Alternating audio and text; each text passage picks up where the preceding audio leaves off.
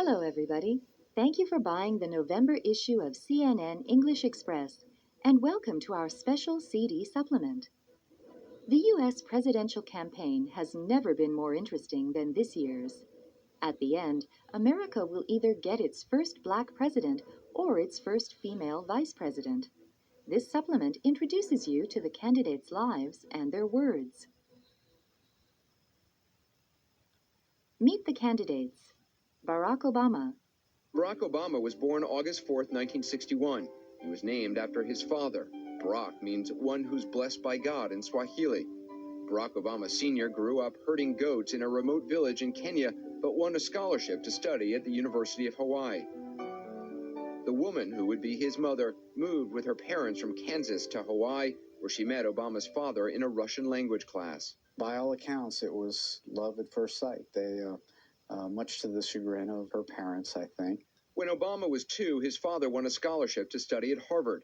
He left his young family behind and returned only once, when Barack was 10. It was Obama's mother's influence, as much as his father's absence, that would shape his life. When Obama was 5, his mother remarried an Indonesian man, and a year later moved the family to Jakarta. And there, for the first time in his life, Barack Obama had a racial awakening. He was teased for the color of his skin. At 10 years old, Obama returned to Hawaii to attend one of the state's most elite prep schools, Punahou School.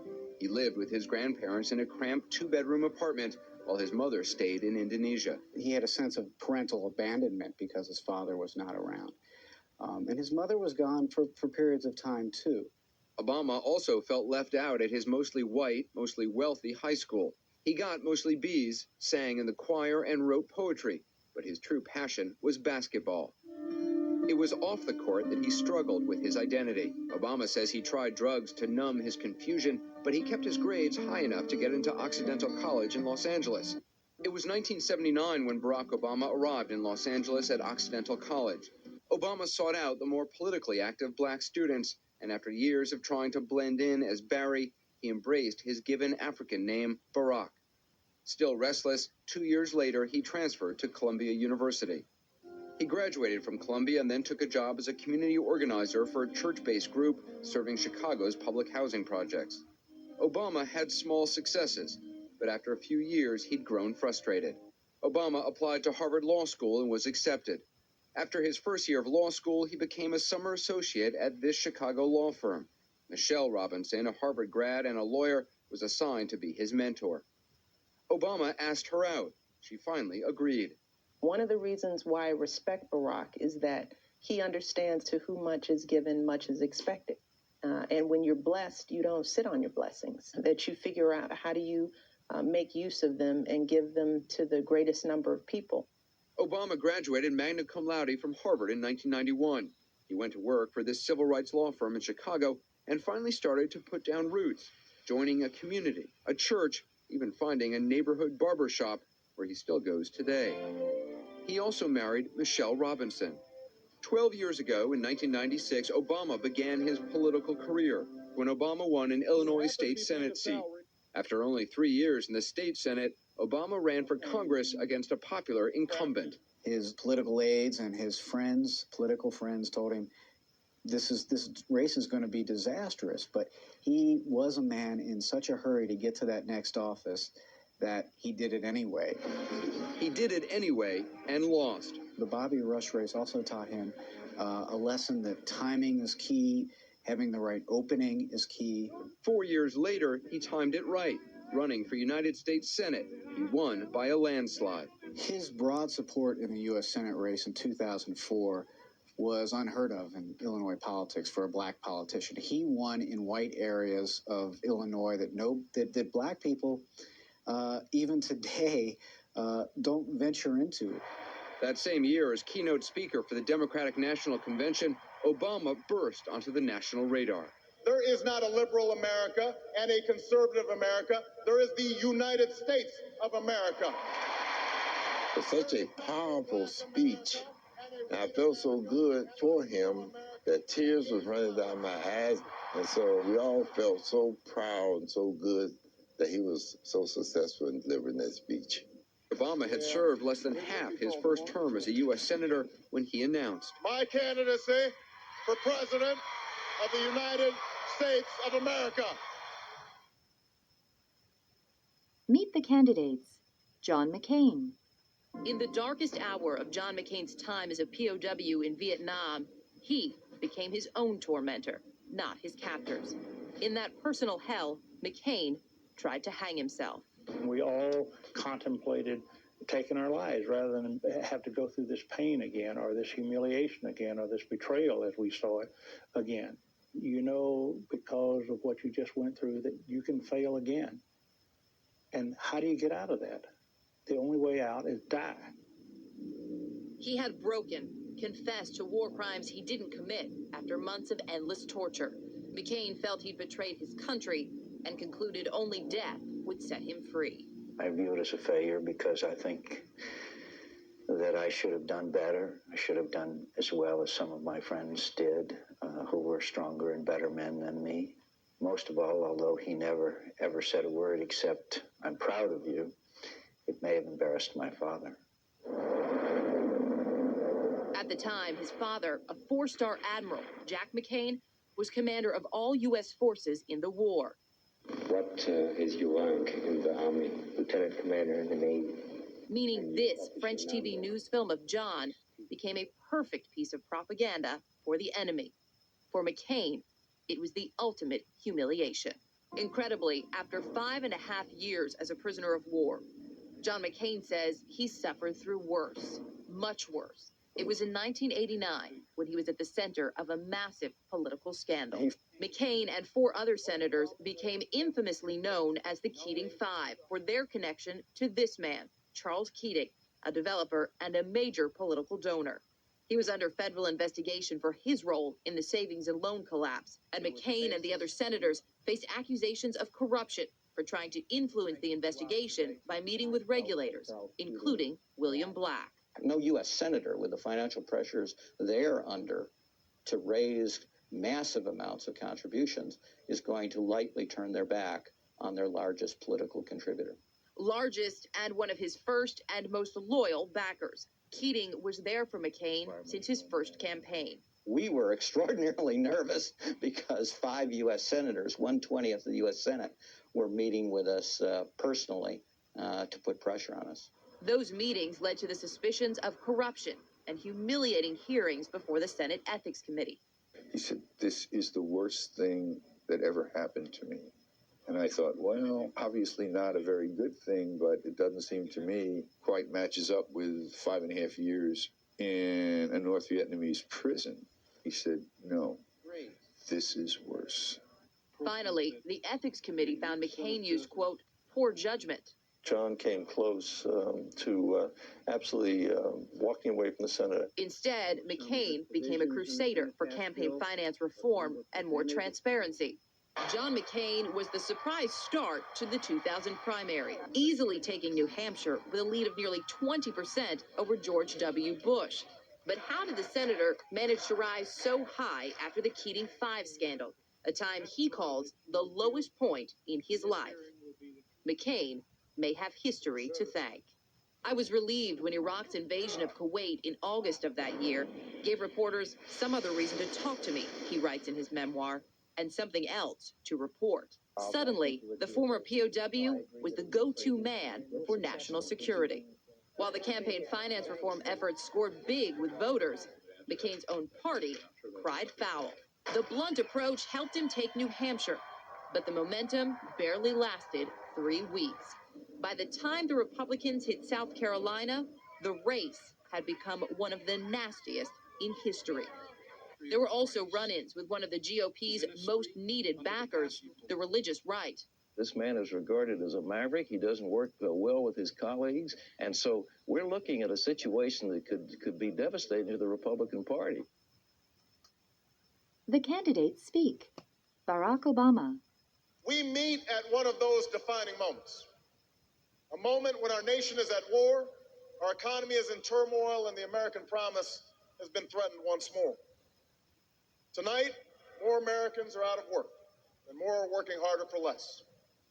More of you have lost your homes, and even more are watching your home values plummet. More of you have cars you can't afford to drive, credit cards, bills you can't afford to pay, and tuition that's beyond your reach. These challenges are not all of government's making, but the failure to respond is a direct result of a broken politics in Washington and the failed policies of George W. Bush. America, we are better than these last 8 years.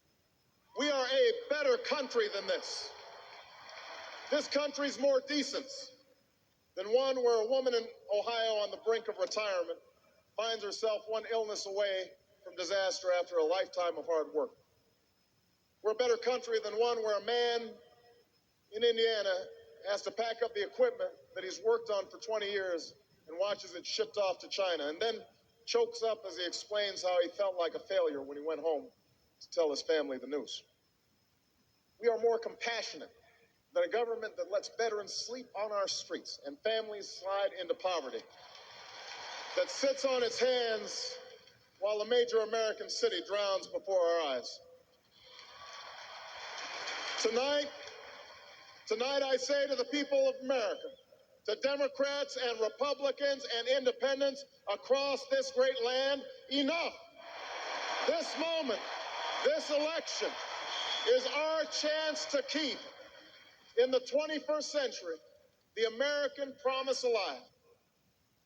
Because next week in Minnesota, the same party that brought you 2 terms of George Bush and Dick Cheney will ask this country for a third. And we are here because we love this country too much to let the next 4 years look just like the last 8. On November 4th, we must stand up and say 8 is enough. So let me spell out exactly what that change would mean if I am president. Change means a tax code that doesn't reward the lobbyists who wrote it, but the American workers and small businesses who deserve it. You know, unlike John McCain, I will stop giving tax breaks to companies that ship jobs overseas, and I will start giving them to companies that create good jobs right here in America. I'll eliminate capital gains taxes for the small businesses and startups that will create the high-wage, high-tech jobs of tomorrow. I will cut taxes for 95% of all working families. Because in an economy like this, the last thing we should do is raise taxes on the middle class. And for the sake of our economy, our security, and the future of our planet, I will set a clear goal as president. In 10 years, we will finally end our dependence on oil from the Middle East. We will do this. Washington's been talking about our oil addiction for the last 30 years. And by the way, John McCain's been there for 26 of them. And in that time, he has said no to higher fuel efficiency standards for cars, no to investment in renewable energy, no to renewable fuels. And today we import triple the amount of oil than we had on the day that Senator McCain took office. Now is the time to end this addiction and to understand that drilling is a stopgap measure, not a long-term solution, not even close. As president, I will tap our natural gas reserves, invest in clean coal technology, and find ways to safely harness nuclear power. I'll help our auto companies retool so that the fuel-efficient cars of the future are built right here in America. I'll make it easier for the American people to afford these new cars. And I'll invest $150 billion over the next decade in affordable, renewable sources of energy, wind power and solar power, and the next generation of biofuels, an investment that will lead to new industries and 5 million new jobs that pay well and can't be outsourced. And today is my call for a time frame to remove our troops from Iraq, has been echoed by the Iraqi government and even the Bush administration, Even after we learned that Iraq has $79 billion in surplus while we are wallowing in deficit, John McCain stands alone in his stubborn refusal to end a misguided war. That's not the judgment we need. That won't keep America safe. We need a president who can face the threats of the future, not keep grasping at the ideas of the past. You don't defeat a terrorist network that operates in 80 countries by occupying Iraq. You don't protect Israel and deter Iran just by talking tough in Washington. You can't truly stand up for Georgia when you've strained our oldest alliances.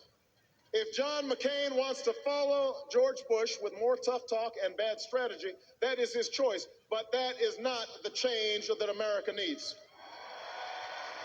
We are the party of Roosevelt. We are the party of Kennedy. So don't tell me that Democrats won't defend this country. Don't tell me that Democrats won't keep us safe. The Bush-McCain foreign policy has squandered the legacy that generations of Americans, Democrats and Republicans, have built, and we are here to restore that legacy.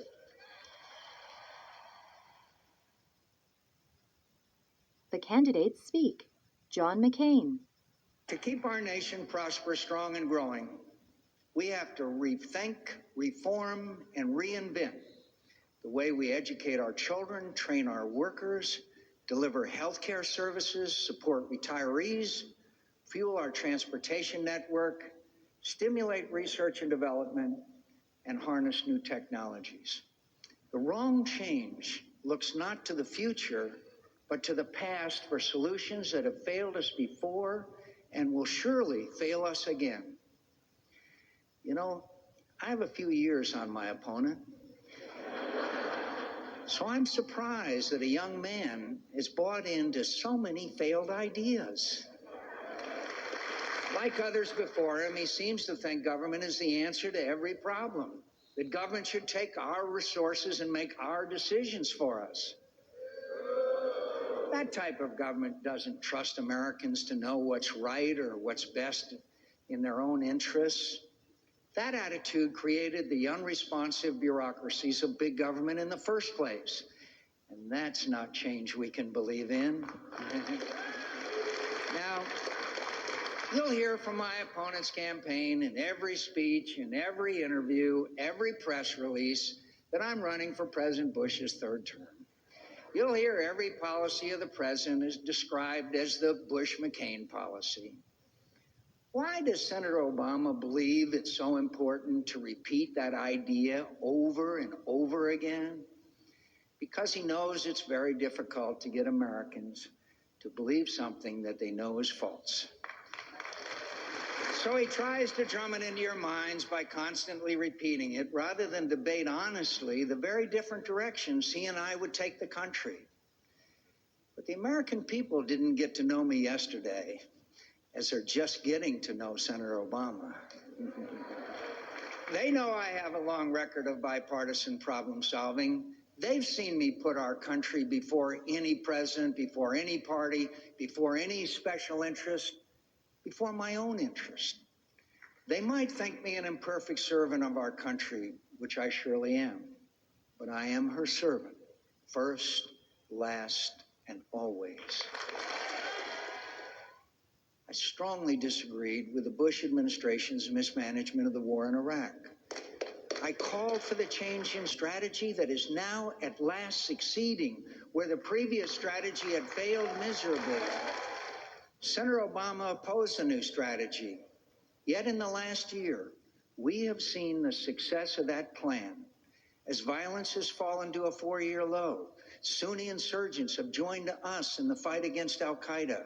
The Iraqi army has taken the lead in places once lost to Sunni and Shia extremists. And the Iraqi government has begun to make progress toward political reconciliation. I know Americans are tired of this war. I don't oppose a reckless withdrawal from Iraq because I'm indifferent to the suffering war inflicts on too many American families. I hate war. And I know very personally how terrible its costs are. But I know, too, that the course Senator Obama advocates could draw us into a wider war with even greater sacrifices, put peace further out of reach, and Americans back in harm's way. For 8 years, the federal government has been on a spending spree that added trillions to the national debt. It spends more and more of your money on programs that have failed again and again to keep up with the changes confronting American families. I want to freeze discretionary spending until we have completed top-to-bottom reviews of all federal programs to weed out failing ones. Senator Obama opposes that reform. I oppose subsidies that favor big business over small farmers and tariffs on imported products that have greatly increased the costs of food. Senator Obama supports these billions of dollars in corporate subsidies and the tariffs that have led to rising grocery bills for American families. That's not change we can believe in. No problem is more urgent today than America's dependence on foreign oil. The next president must be willing to break completely with the energy policies, not just of the Bush administration, but the administrations that preceded his, and lead a great national campaign to put us on a course to energy independence. We need a president with a record of putting the nation's interests before the special interests of either party. I have that record. Senator Obama does not. Senator Obama proposes to keep spending money on programs that make our problems worse and create new ones that are modeled on big government programs that created much of the fiscal mess that we're now in. He plans to pay for these increases by raising taxes on seniors, parents, small business owners, and every American, even with a modest investment in the market. He doesn't trust us to make decisions for ourselves and wants the government to make them for us. And that's not change we can believe in. Senator Obama thinks we can improve health care by driving Americans into a new system of government orders, regulations, and mandates. I believe we can make health care more available, affordable, and responsive to patients by breaking down inflationary practices, insurance regulations, and tax policies that were designed generations ago, and by giving families more choices over their care. His plan represents the old ways of government. Mine trusts in the common sense of the American people.